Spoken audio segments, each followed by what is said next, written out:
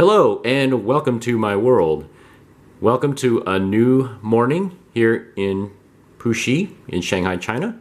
And I'm going to start out by giving you a quick room tour of our suite at Berksey Residence Hotel, which is we're staying in room 8321.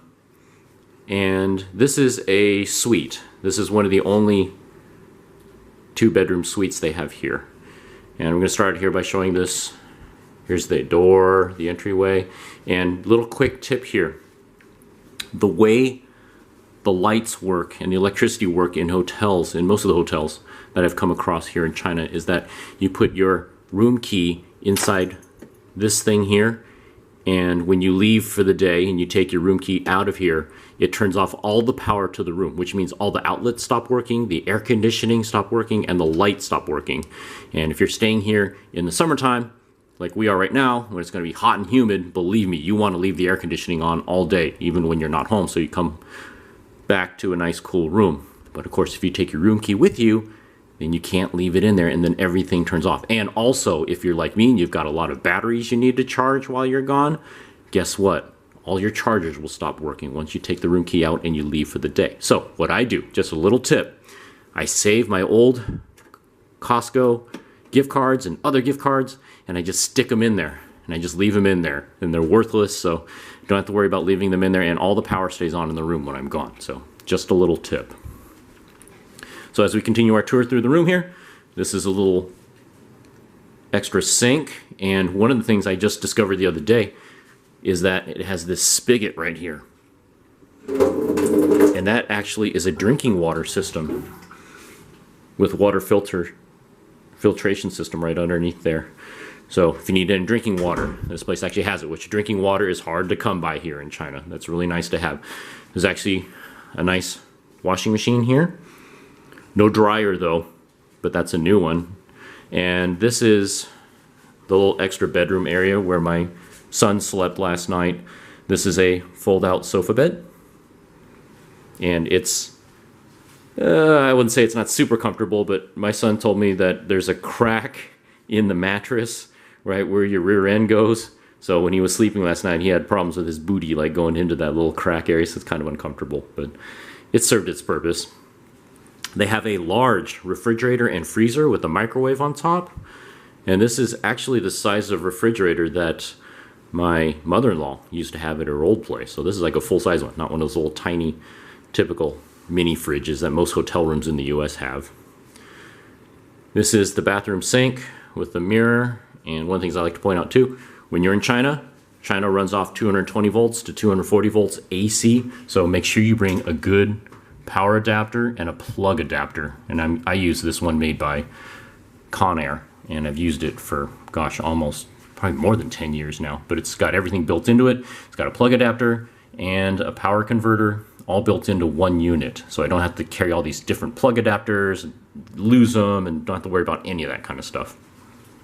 And yes, we stayed here one night already, so everything's all lived in. You know, so there's toothpaste and toothbrushes everywhere. There's a nice little storage area under the sink. And if you notice, that's my blue hairdryer. Another little tip when I travel, a lot of these hotels and motels I stay at, the hair dryers are terrible. They're not powerful. It takes forever to dry your hair. So I always take one with me, no matter where I go. And also this is a 240 volt compatible hair dryer. So I can use it here in China and also in Europe too with no problems. Don't need to plug it into the power adapter and the power converter. That's how people blow out those power converters, is they try to plug really high current, high power appliances into them like hair dryers, and it smokes them. So that's why I make sure I always take a 220 volt compatible hair dryer with me.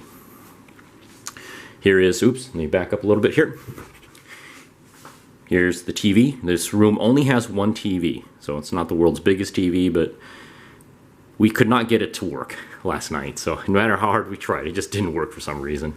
The cable system wasn't sending a signal out to the TV. Here's the shower area. It's a nice, large walk-in shower right here. And oh, one other thing too, little tip. That's my face cloth right there, the brown one on the right, and my son's white one there on the left. In Asian countries, they do not use washcloths. So if you want to use a washcloth to take a shower or take a bath to scrub off with, make sure you bring ones from home, because they do not exist in these countries. So just a little tip. Over here, here's the bathroom. Separate stall, nothing fancy, doesn't have the fancy bidet or anything like what you'll see in Japan, but just serves its purpose. There is a safe here and an iron. I could not get this safe to work. I have no idea how it works. There's no instructions whatsoever. So all it did was just make a bunch of beeping noises. So I had to take the batteries out of it. But anyway, couldn't figure it out. Too complicated. So there's a little closet area right here. You put stuff. Since there is no dryer here, you have to use this towel, this drying rack right here, which is very common. Asian countries, at least here in China, we find even the houses do not have dryers. They tend to hang up their laundry on clotheslines. Here's the master bedroom area. This is where my wife and I slept, so that's why the beds are really messy right now. Just give a real quick pan over here. And oh, I forgot to open the curtains, but I did show it the view outside. So here's my wife's side of the bed over here. There's my side over there that I slept on. And here, let me crack open the curtains here so you can see the view today. Look at that lovely weather today. Yeah, the weather is pretty ugly outside today, and it's a little bit hotter than yesterday, so it's going to be more muggy and sticky today. Ugh. If you're from the Bay Area like we are, yeah, this is the kind of weather that we just muggy, sticky. Ugh, it's the kind of stuff that we can't handle. But that's what summers are like here in Shanghai. Let me open this side too. Let some more light in here. Forgot to leave that open. So there we go. There's also a desk here. So you can use your laptop there while you watch the traffic go by outside. And nice little shelving unit right here. Another thing I'd like to point out is that this place has tons of plug outlets everywhere. So there's one right there. Notice they have these, they're kind of weird looking. That's because they can accommodate all sorts of different types of plugs, European style, US style. But one thing to keep in mind too is that these outlets are non-polarized. So if you have a polarized plug, like what's common in the US, where one prong on the plug is taller than the other one, they will not fit here. So you can do what I do. Just take a Dremel rotary tool and then grind down that taller prong so it'll fit. And that's what I've done. So I don't have that problem, but just keep that in mind. A lot of US plugs and extension cords and things like that will not fit here. So anyway, that is room 8321 here at the Berksey Residence Hotel, right across the street and about a block down from where my mother-in-law lives at her retirement community. So it's a very nice place. And also keep in mind, this place is only $30 US a night right now at the current conversion rate. So it's very large, it's big, and for 30 bucks, you cannot beat this. It's one heck of a deal. We get to do some touristy stuff. Been a few days, and yeah, the weather is still really crummy. But this is Cheng Huang Temple, and there's lots of places to go shopping in here. I had to stop filming there for a minute because it suddenly started raining a little bit. So now I'm got my umbrella out, so I'm good to go. So I can do a little bit of filming here without worrying about getting the lens all wet. But this is an ancient Shanghainese temple, and all around the outside there are all these food booths and vendors selling stuff. And remember I told you yesterday how Shanghainese people absolutely love to eat? Well, here's a good example. There is so much to eat here. It's insane. And I've been to places all around the world. I've been to Osaka, which is known as Japan's kitchen. And I've been to Olvera Street down in Southern California. Of course, I've been all over California. And nothing, I mean nothing, compares to what Shanghainese people eat. There is just so much. And if I could do it, I wish this were smell-o-vision, because my nose is on overload. The smell of all the food here is insane. It's making me hungry, and I had a pretty big breakfast this morning, but I'm getting kind of hungry now just smelling all this good food that's here.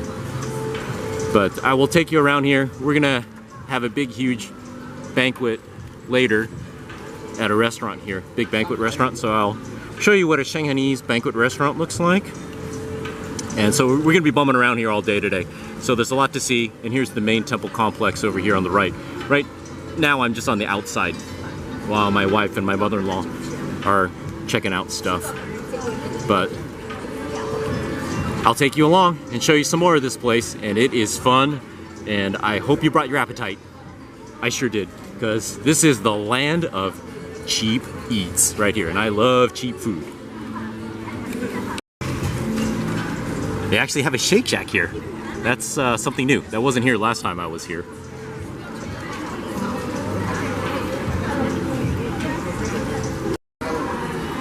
Just want to show some of the cool architecture of this place. So you can see the ancient Shanghainese architecture on the left, and then also we've got towering modern buildings over it. And Shanghai is always a city that's full of drastic contrasts like that. And right now we're just waiting for the rest of my family to catch up. And one of the things that's interesting is that here, and in a lot of other countries too, are this way. Notice how they refer to bathrooms. They don't call them bathrooms or restrooms or anything like that. They call it a toilet. So they're pretty open about their terminology here, whereas in the US we may consider that a little offensive, but not here. Japan too, I noticed the same thing. They refer to it as a toilet. So if you go around asking where is the restroom, where's the bathroom, or anything like that, people won't know what you're talking about. So in places like this, you just gotta be upfront about it and just say, I'm looking for the toilet. One other thing I'd like to mention while I'm here, and it just kind of occurred to me, one thing about this place is that unlike other cities in China, there are so many foreign tourists here. When I come here, I hear Spanish, German, Swahili, French, all English of course, so many different languages when I walk the streets of Shanghai, because Shanghai has always been an international destination, not only for tourists, but also business people too. So just as I'm walking through here, see some of the more touristy sites, and I notice there's a lot of foreign tourists here, and that's very common. Unlike other cities I've been to in China, where you very rarely see foreigners there, or tourists anywhere, Shanghai has always been a destination, not only for foreign tourists, also Chinese tourists. There's a lot of Chinese tourists and Chinese tour groups that come to this city, so quite common. And this is a chocolate museum, so I'm gonna go inside and check it out.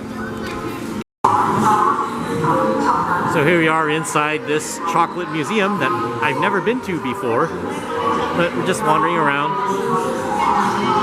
Check it out, see what it's like. One thing I can tell you, it's really noisy in here, so I hope you can hear me over all this, but it's pretty loud.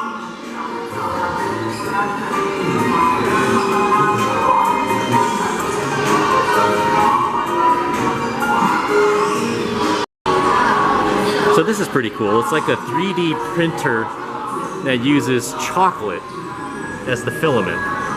So this is pretty cool. So you can see right here, this one is printing inside there. Pretty cool.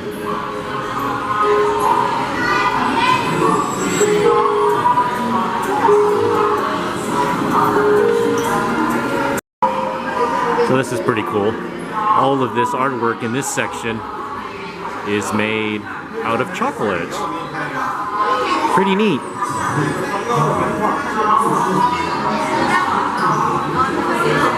Ah, any Salvador Dali fans out there? Salvador Dali, in case you didn't know, here we go, tying it into stuff I know. Salvador Dali was a personal friend of Walt Disney himself.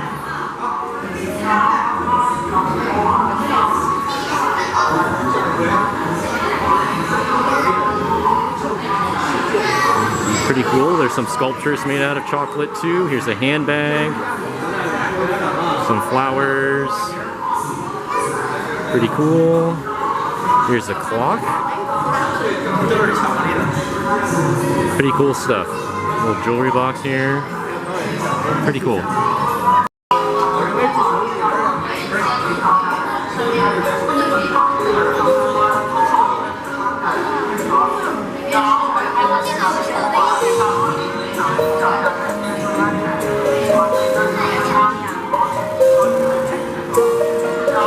And of course, just like a Walt Disney World attraction, gotta exit through the gift shop.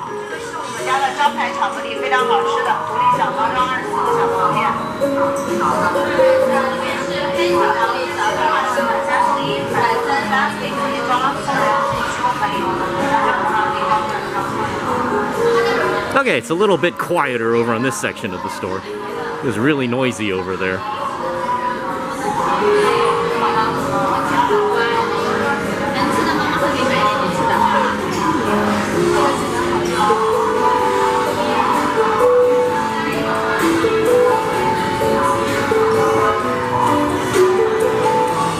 Look at these.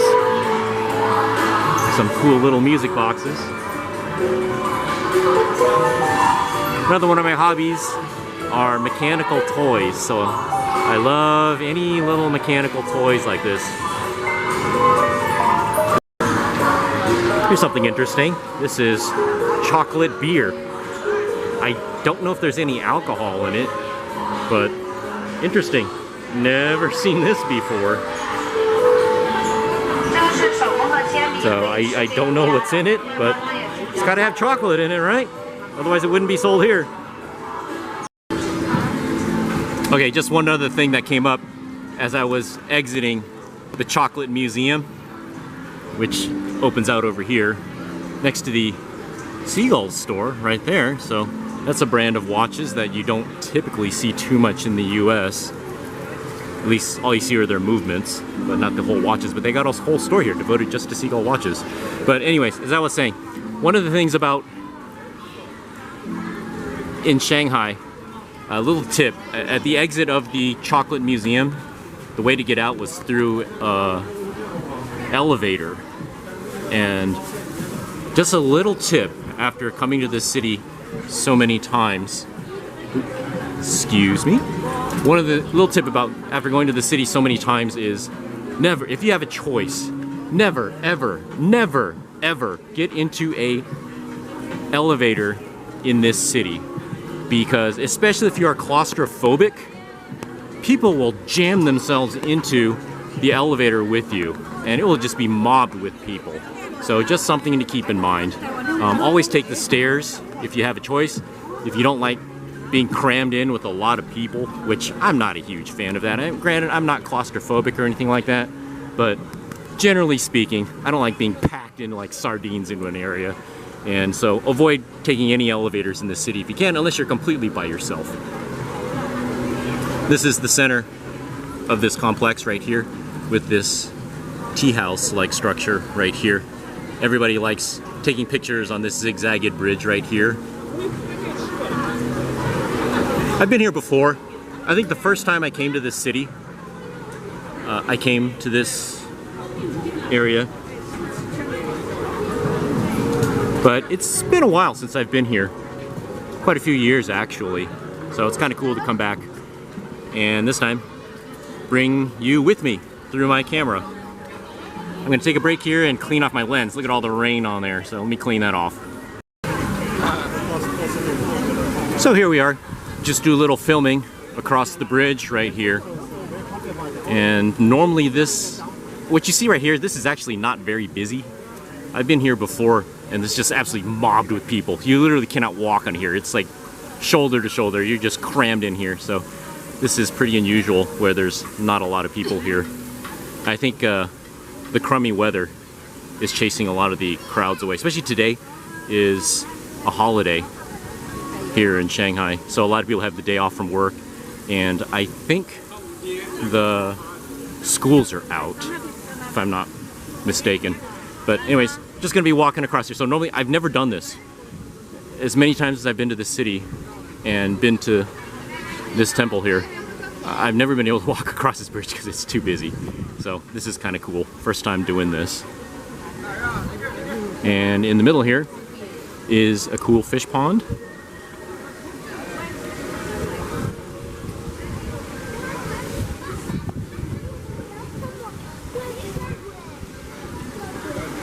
Pretty cool. Seems like a million miles away from home. And it is, literally. We are on the complete other side of the world from back home in the Bay Area, so. Can't keep up with the Giants. No 49ers news here. No news about the Warriors here, so I'm kind of living in the dark a little bit compared to my normal life.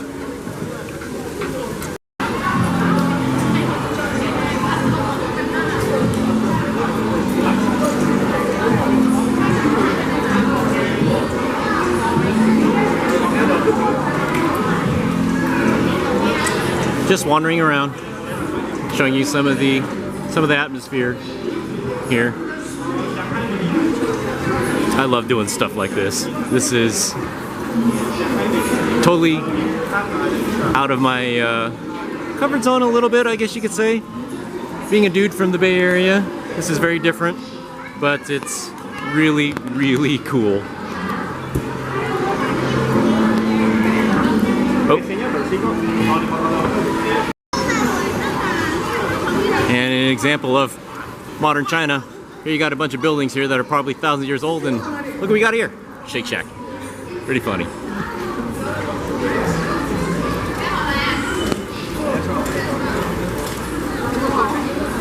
Now, believe it or not, for a tourist attraction, this in Shanghai, this is not considered busy at all. Normally there's wall-to-wall people here. You can't even walk through here. But the crummy weather is definitely keeping the crowds away.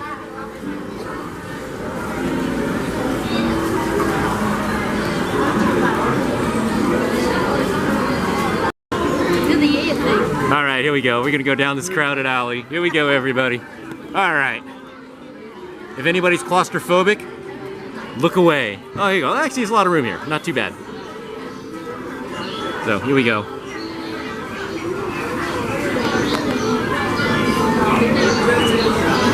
See that guy with the blue hood in front of us? Just follow that guy. In case you didn't know, that's my son. So, not just following some random stranger with the blue jacket on.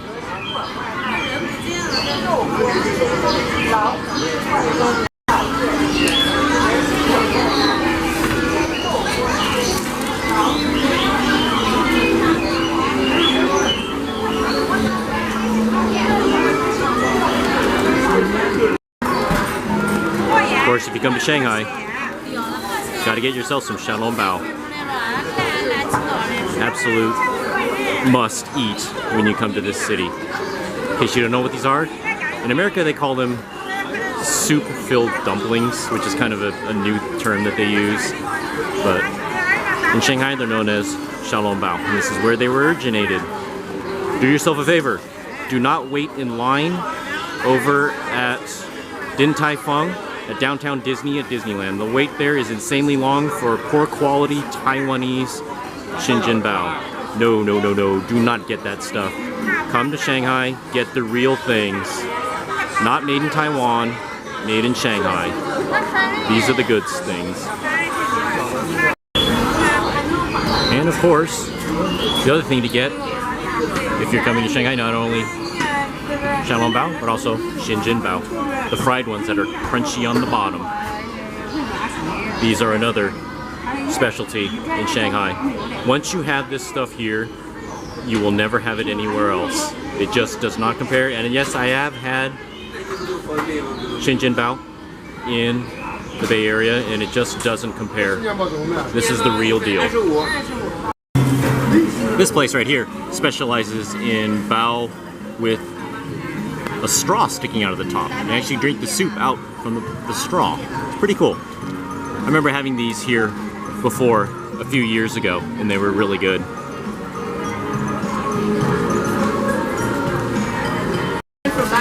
And lunch is served. All right, time to put the camera away and start chowing down on some traditional Shanghainese Shenzhen bao.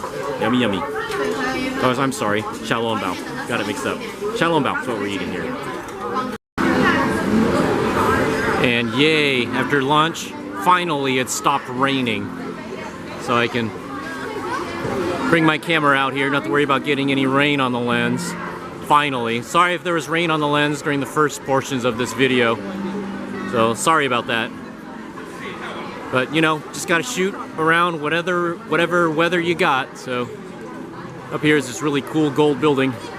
I wanted to get a shot of this earlier, but it was just raining too much. So finally I get a shot of this, but pretty cool. And we're gonna head down one of the little side streets over here. And it seems like it's gotten quite a bit busier too, since the weather's better.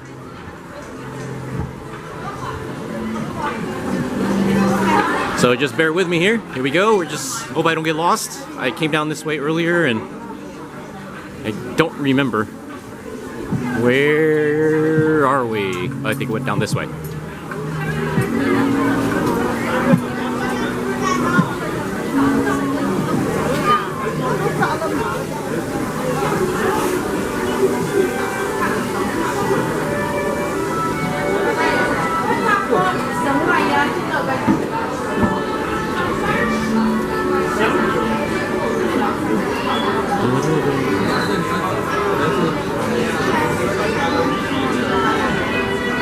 Okay, it's going to be a tight squeeze. Excuse me. Sorry about that. You okay? Here we go. Here we go. All right, in the open. Here we go. All right, want some octopus? Look at that. Ooh, good stuff.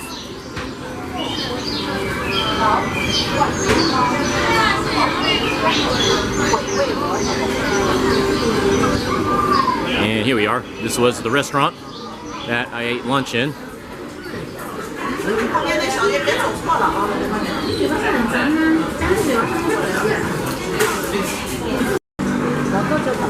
Okay, this is a little bit interesting. Here we are here.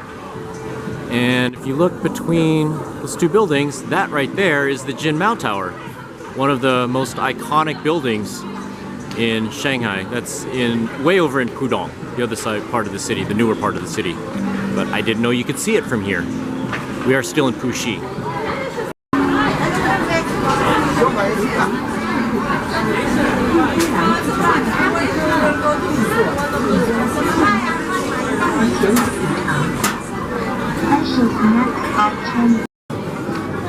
And of course, this would not be a tourist attraction in China without all of the souvenir shops. Look at that, they got a whole row of them here. And the way it works at these places is you name your price. You make a deal.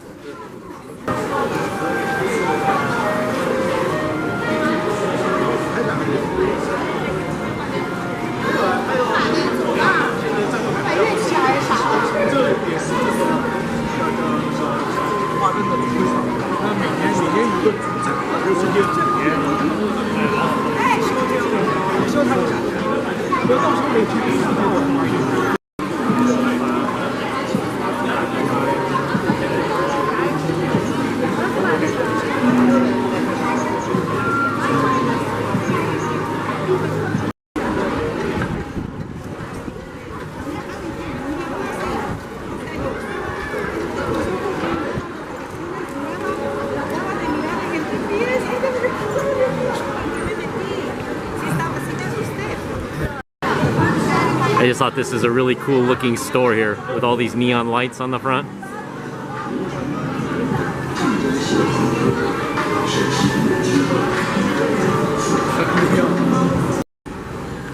Just found this upstairs in one of the buildings here. This is a traditional Shanghainese dress shop where they make dresses, custom made. And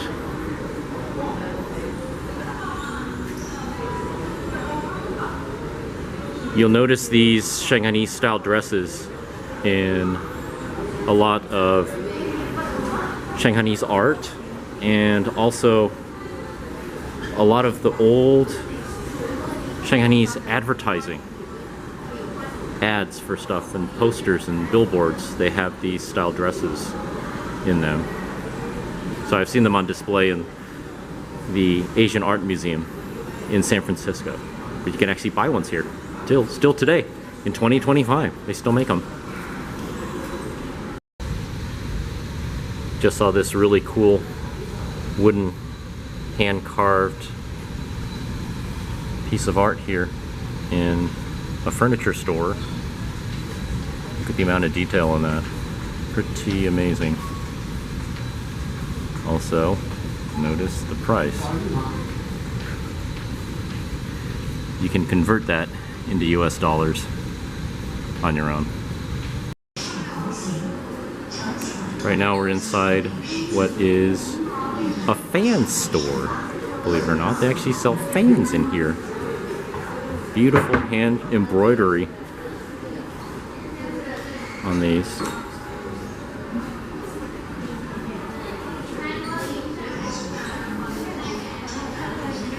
Absolutely stunning.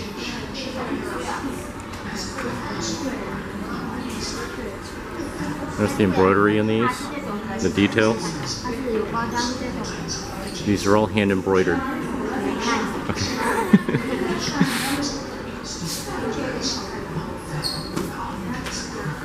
它是上面一个扇子，上面一个底座。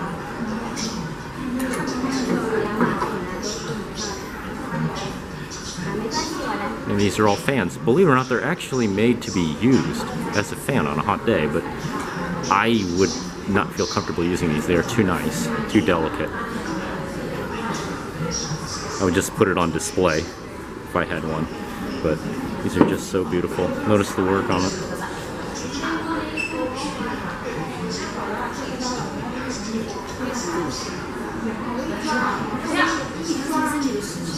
It's an amazing city, really. The amount of contrast between modern, ultra modern, and traditional handmade techniques and traditions you see in Shanghai just really boggles my mind how both exist peacefully in this city.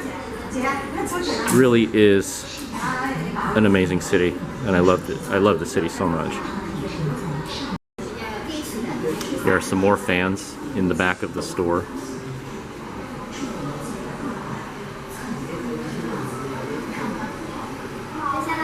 These are so detailed and so beautiful. It's amazing.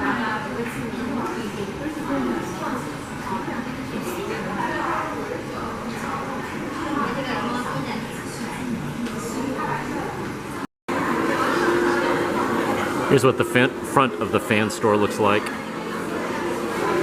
And it's a museum about how they make fans.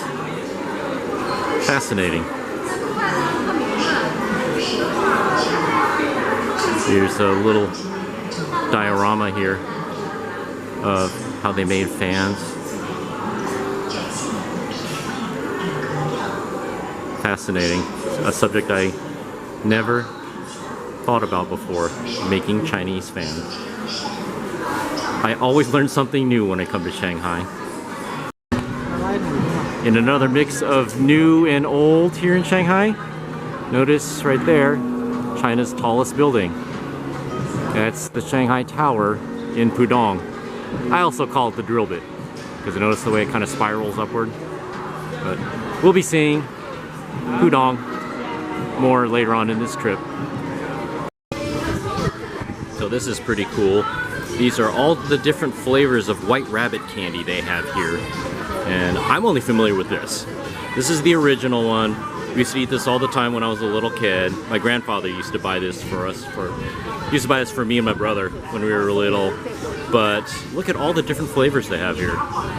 And white rabbit candy comes from Shanghai. That's where it was originally made. I think they still make it here to this day. But we only get one of these kinds of flavors of white rabbit candy back home. But look at all these.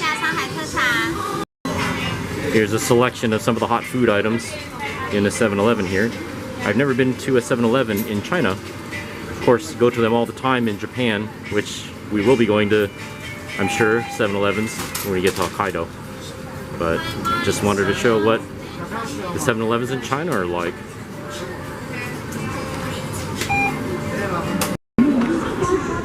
Here's some more of the fantastic street food out here.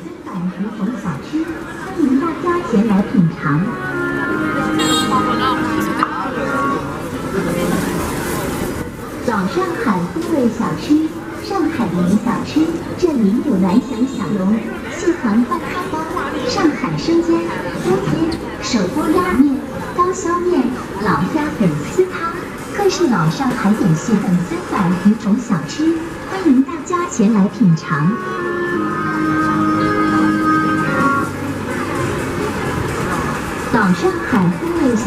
I wish you could smell what this hallway smells like. It is absolutely heaven.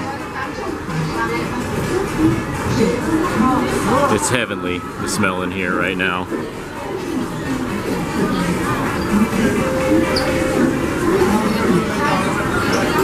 Remember I told you the people in Shanghai love to eat? Yeah, this is why. Look at what they get to eat here. Stunning. Oh, it's making me hungry. It's almost dinner time too. I'm getting really hungry.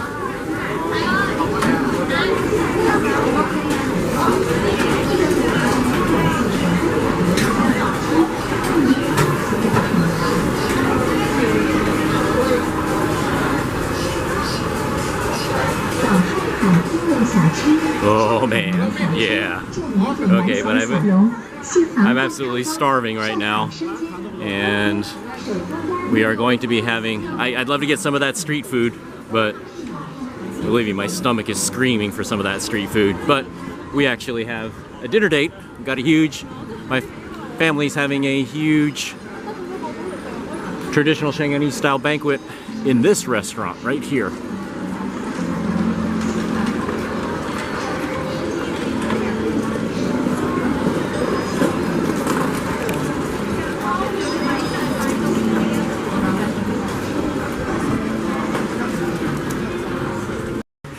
So my wife was just telling me that this restaurant is over 100 years old. So you can actually eat down here. This is the main dining room down here. But my wife's family has actually reserved one of the private banquet rooms down here. So here we go. And this is awesome. Oh, wrong way. Awesome once I find the right way. And here we go. This is our room right here. This is our room right here. This whole room is reserved for us. And this is traditional Shanghainese style banquet. And one of the reasons why my wife's family does these private rooms is because, believe it or not, none of them smoke, which is amazing in this city where everybody smokes. But here, my wife's family actually does not smoke. None of them do, which is great because I'm a non-smoker. But they don't like the secondhand smoke that is always prevalent in all Shanghainese restaurants, most Shanghainese fancy restaurants. So that's why they always reserve these private banquet rooms. And see, this huge room is all reserved for my wife's family tonight. And they actually have, in addition to having a private banquet room, dining room here, they actually have over here a private bathroom right here. So this is the private bathroom that is reserved and exclusive to the reserve dining room, private dining room. So this is really cool. There's me, hello. And all of this is available only to people that have reserved the private dining room. So major plus benefit, and it does not smell like cigarette smoke in here, which I'm warning you, Shanghai's public bathrooms are, yeah, they all smell like cigarette smoke. But one of the cool things is, yes, this potty has the Japanese style toilet. And one thing that's cool is, watch, when you push this button right here on the remote, watch this. Woohoo! check that out. Look at that bad boy. Isn't that cool? Not only does it go up, but check this out. Push it again. And my mother-in-law just demonstrated this for me. Look at that. Isn't that cool? It actually goes down on its own. Pretty neat. Pretty cool. And also, one thing I should also note about public restrooms in Shanghai, in the older parts of the town, or older parts of the city, like where we are right now in Puxi, they usually have what are called squat toilets. Now, I'm not going to film a squat toilet because people don't really like the idea of using cameras in public restrooms, but you can look it up on the internet on your own. Just do a search for squat toilet and you'll see what they look like. It's basically just a toilet that's sunk into the ground. And in some cultures that's quite common. They're considered acceptable, but let's be honest, in America, a squat toilet is pretty much unheard of. And I had never seen one until I came to this country quite a few years ago. So one of the great things about having the private bathroom here, no squat toilet. But squat toilets, when you go into a public restroom, I should mention this. If you look on the door of the stalls, the squat toilets will actually have a little picture of the squat toilet there. And some bathrooms have regular toilets, so they call Western style toilets too. Just look at the door. If there's a picture of a squat toilet on it, if you're American, I suggest you find another one with a door that has a picture of a regular toilet on it, okay? And hopefully you have a choice. So they've now put out some of the dishes. This is the first course of many, I'm sure. If you notice, the Lazy Susan rotates electrically. It's actually powered through the AC underneath the table, and it's controlled with a remote control. But one thing to notice here is that Shanghainese style banquets have very few, the quantity is really small in each dish, but they have lots of dishes. So very different compared to Cantonese style banquets, and I'll be featuring on that. The differences between a Cantonese banquet and a Shanghainese banquet tonight. So as they serve more of the food, you'll see. And as I said before, you'll see through this dinner, Shanghainese people love to eat. I'm not kidding on that. They eat a lot. So with Shanghainese banquets, the idea is lots of variety of different types of dishes. And one thing, some of these dishes are cold too, which in Cantonese food, at least the banquets I've been to back home in California, they never have cold dishes. Everything is hot. But Shanghainese food has a lot of cold dishes when you have these big banquets like this. So the idea is they give you a little taste of everything. So that's why the dishes are not huge, each one, but they just give you a lot of dishes throughout the whole meal. So, and I'll be showing some of those. This is one of my absolute favorite dishes here. This is Shanghainese river shrimp. And they cook it here so it tastes kind of sweet. It's unlike any shrimp I've ever had before. But it's complete, you will not be able to get this anywhere else. We tried to find this in the Bay Area, and we cannot get this anywhere. So if you're in Shanghai, absolutely must try this, the Shanghainese river shrimp. This is another dish that they do differently here in Shanghai. This is roast duck, but it's unlike Cantonese roast duck, and it's unlike any duck I've ever had before. It's more of a sweet taste to it, so it's really delicious, and I've only had it a few times here. So if you're here in Shanghai, definitely another one of my recommended dishes. Go for it. This right here is a Shanghainese fish dish. I don't know what they call it, to be honest with you, but it's really good. And you can only get this in banquets. So you will not find this anywhere like on the street street vendors or anything like that do not sell this. Banquets only. As always, when I come to Shanghai, I always get to experience something new that I've never heard of before. This is Shanghainese style eel. Okay? And it sure looks good and it sure smells great, but man, it's got to be good. I love Japanese style eel, so unagi, absolutely love it. So I'm sure this is just as good. Okay, this here is one of the dishes that's all about presentation. Look at that bad boy smoke up like that. Isn't that cool? I didn't know they were steam locomotive enthusiasts like me, but evidently they are. Check that out. Just like the smokestack and a steam locomotive. not exactly sure what this is. It's some kind of vegetable dish, but I've never had it before. But it looks really good. And one thing I said before, remember how I said that people in Shanghai love to eat?